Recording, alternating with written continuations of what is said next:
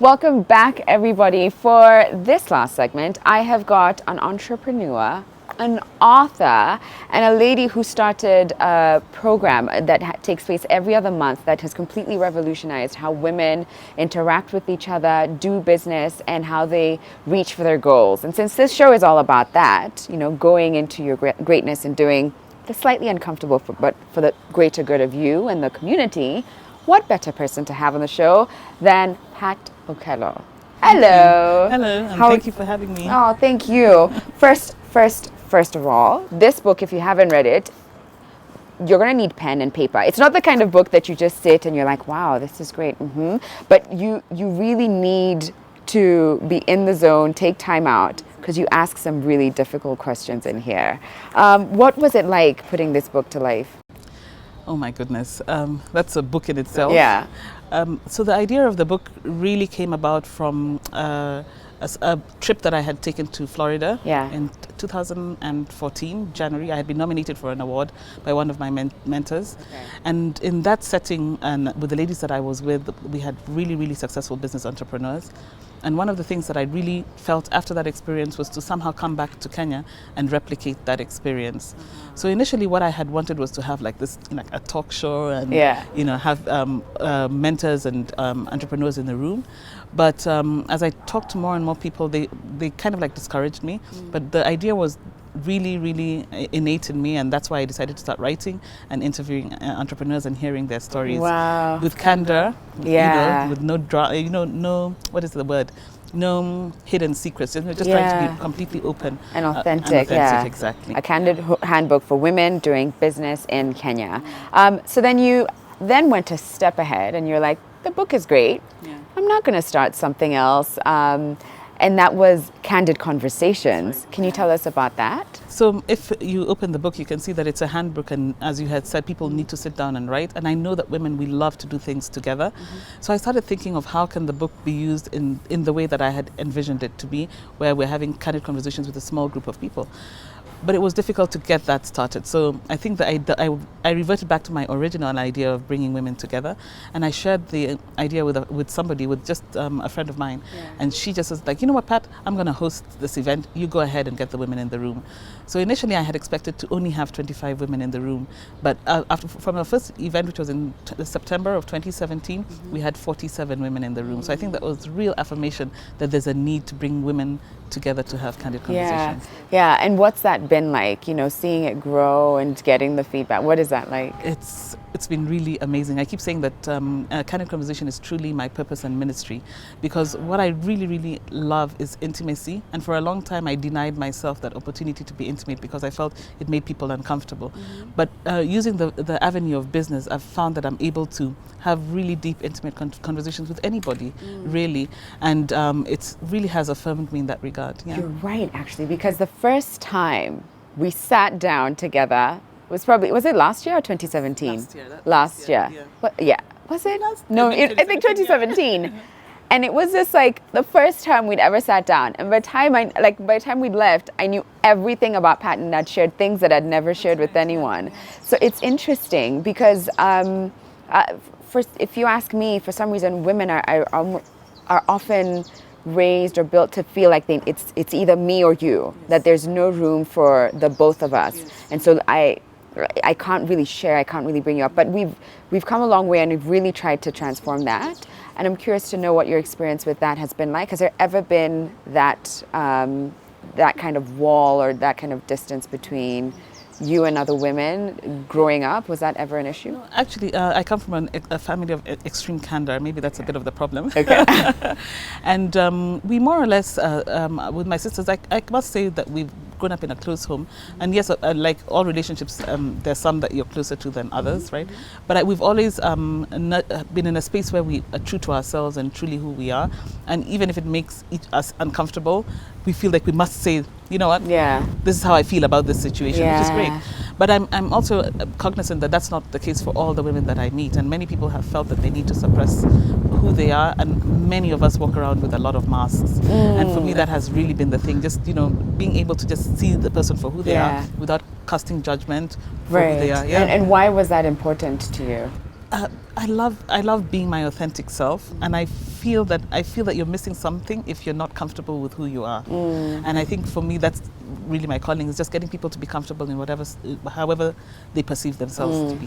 Once they know who they are. Right, once they know, which that in and of itself is a journey, yes, you know.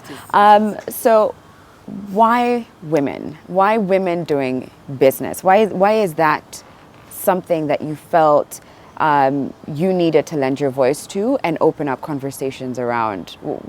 Why women? And I'm asking this being very passionate about women making their own money and stuff. So I'm curious to know why for you. So I'm really passionate. I landed accidentally into entrepreneurship. I had done my graphics degree, and I knew I'd been in the media space for, that's it. That was it. But I was forced to take a decision. There was a fork in the road, and I ended up quitting my job and moving from Nairobi to Mombasa. And my husband encouraged me to set up a business, because he also knew that he knew me very well, and he knew I needed to do something. And that's where I started offering graphic design services to institutions in the coast, and that's really how my business grew.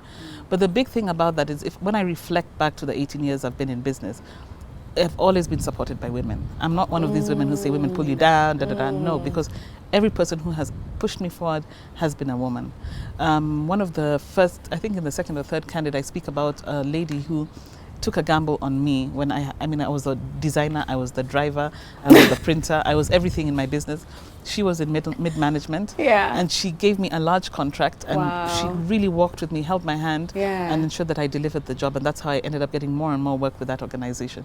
So I am a product of a woman. Wow. For sure, 100%. So going back to women doing business, why is that something that you think you ought to lend your voice to, and for the community and society? I'm curious to know, like, where that, what your vision for that is, like what your hope for this program is. So I believe I'm not a confident person. I'm really. What are you talking about? Extremely introverted, But when I'm speaking about the things that I'm passionate about, you never tell, right? So I believe that business gives women confidence. As they begin to trade and make money, they begin to grow in confidence. And I do believe after running a business for a while, there's something more that you want to lend out. And because we're nurturers, right? And that's what we want to do. We want to bring others along the journey with us. And because of that, we will then probably begin to step into bigger leadership roles, including political roles. And I feel this is the journey. As people become independent, as they gain in confidence, and then naturally they will begin to lead with confidence. Right. And that's for me the natural step. And that's the reason why I'm really, really passionate about this, because I live that journey. Right. And I hear you. And it's money aside, even though money is, of course, directly related to power, and the more you have it, then at least the more of a voice you have. I think outside of that, just knowing that you are able to create something from scratch, on your own, gives you a kind of confidence that you can't replicate anywhere. It's not the same as if someone gave you that money, gave you that job, it's not the same when you build it. So going back to Candid Conversations, what's that program like for someone who's never been to it and doesn't know what exactly happens? Why, take us through that. So Candid Conversations starts from before the actual event, where I stalk people. And you have been a victim of that.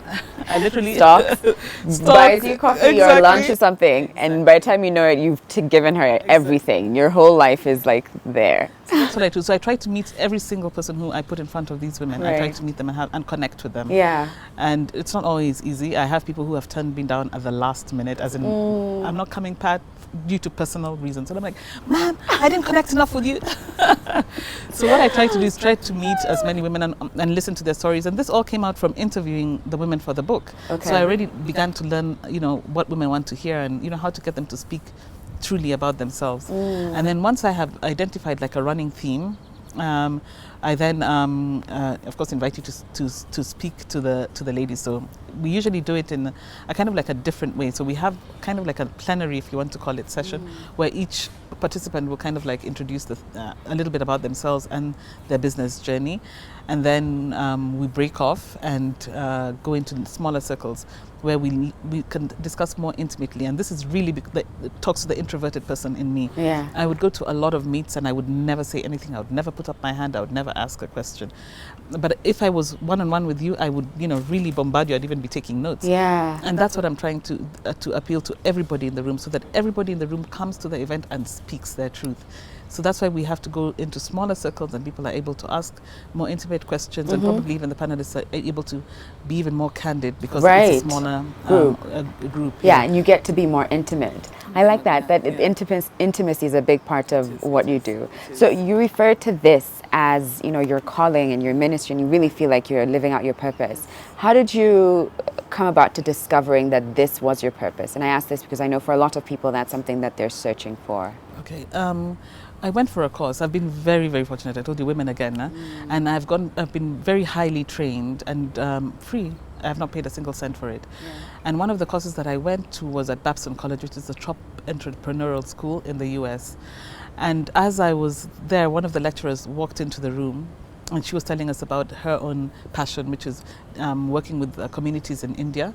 And she believed 100% that you should pay each of these artisans what a fortune, if you work in a Fortune 500 company, because she believed if you pay them the number of dollars, they will be able to support their communities 100%, and she believed in that. And then she paused and she told us, I feel I really need to tell you this. And she then began to tell us her story of how she was abused as a child. And it was so emotional. I mean, even if you were not listening to what she was saying, you suddenly connected. And then she said, we, as women, we must bring our full selves into the room. Whether we speak about it or not, it must be present in the room. And that got me thinking. As women, we need to bring our full selves into the room. And our full selves, Sharon, means our baggage. It means our dreams. It means everything that shapes the person who is sitting in front of me right now. And that hit home. Remember, I'm passionate about intimacy. I was just like, yeah. Pat was like, I'm here.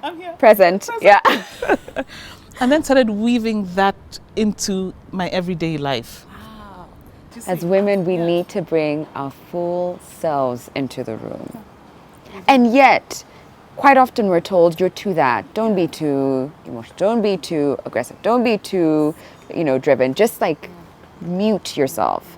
But this is someone saying, no, actually on the contrary, come out. Okay, so how did that help you? How that could be a problem in excelling and in thriving. Oh, absolutely. Because we're being told you can only be half of that. You mute yourself. So how did that help you find your calling? So it made me connect my desire for intimacy and my business and my everyday life. I suddenly it connected. I'm like, Patricia, they're not separate. They're one and the same thing. So now I intentionally now began to do that. And of course, as I started interviewing, I brought intimacy into the room. I had an excuse to now interview a lot of women intimately by saying that I'm writing a book. See, so it was easy to connect the two. And of course, for my interviewee to be comfortable with me, I also had to be vulnerable as well. So it had to be, it was a two-way thing. And I mean, it was lovely hearing people's stories. Some even cried when they were doing their interviews. Some you really see the masks, and then by the end of the interview, they're taken off. And it was great. Oh, beautiful. And I can attest to that you really do bring your full version into the room, into the conversation. And you can even see it in the Candid Conversations that you have every other month. I've been to one of them. I can tell you it's something that is important, and it's a beautiful way to sort of break down these barriers and these notions that we're built to believe are true about ourselves, about competition, all of that doesn't matter. So how can people get hands on your book and also be part of the Candid Conversations? Super. All right. So 2019 is the year of, oh my gosh, pressure for Pat, man. Okay. And so the book, you can get it from Bookstop in Yaya Center, Prestige Bookshop in the Mama Guinness Street, I believe, Textbook Center in Sarit Center. And I mean, those are the stores at least that will move the numbers. And of course, you can get them through Willard Productions or through our Facebook and Instagram pages. The big thing for 2019 is we are about to launch our Women Accelerator. which is great. We've been very, very fortunate in being hosted for every other month, as you said, actually 5 times a year at Capital Club, and it's been really great. And we will continue to have those. But because of the number of people who want to attend the event, we've had to have them hosted a little bit more. And we'll be opening an accelerator known as Kayana. Which means the keeper of keys. And at that location, we'll be able to probably have more intimate, smaller but more frequent intimate events. But they'll be held as master classes, so that people can really, you'll come and take notes. So if you want to learn about how Sharon does her thing, you know, who knows? Will come and you will break it down and you will share. It might be there. Who knows? Oh, thank you so much, Pat. This has been a pleasure. Great. And I can't wait to see what you do with Candid Conversations with Kayana. And get your hands on this book, ladies, okay? All right, thanks for watching, everybody. Hope you enjoyed today's show. And thank you to Parkin by Radisson. We now have some S tips for you, so check it out. So today's S tip is a fashion tip, actually, and that's because Nairobi weather can be rather unpredictable. The morning could be super cold, and by lunchtime it's a heat wave and it's unbearable. So simple way for you to try and manage that is to layer your pieces. Now I've got a sweater with me here. I've got a mirror there, so if I'm looking to the left, to my left, your right, it's because I'm trying to, you know, put this together and make it look cute. So my tip would be for you to put your sweater on in the morning, but to jazz it up, I say have a belt handy, and this is a point at which you just sort of have fun with it. You can have a colored belt, I don't know, textured belt. It could be leather, it could be whatever, like a rope kind of fabric. You play with it. But the best part about this is that it cinches in your waist and it gives you some kind of definition. And you know, who doesn't like some definition? So there you go. Super easy. And then by like lunchtime or whenever it is that it starts to get a little bit hot, you just pull it off and you can put the belt on your dress or whatever it is and have the same kind of cinched in effect. But I like this because you can also play with it if you wanted a little bit more va-va-voom and you had a little bit more showing. You can pull it off to the side. Have fun with it. It's free to just play with it. But on the off chance that you didn't really take into account that, you know, the weather changes and you did get sick, and you were looking for something to pick you up, you know, maybe it's lozenges or something, then make sure you check out My Dawa, because they have a wealth of products there that will come in handy. You don't need to leave your couch or your bed or wherever it is that you're huddled up. Just go over to their website, www.mydawa.com, or download their app on Google Play. Place the order. They'll deliver it to you anywhere in Nairobi for free, ladies and gentlemen. And the great part about that is that you also know that you can trust their products, that they are authentic and they are the real deal, not some of the stuff that you find on the market when you go in looking for something to pick you up, right? So, ladies and gentlemen, here's to cute, cinched in waists and keeping warm when you need to. Thank you for watching, and we'll see you tomorrow.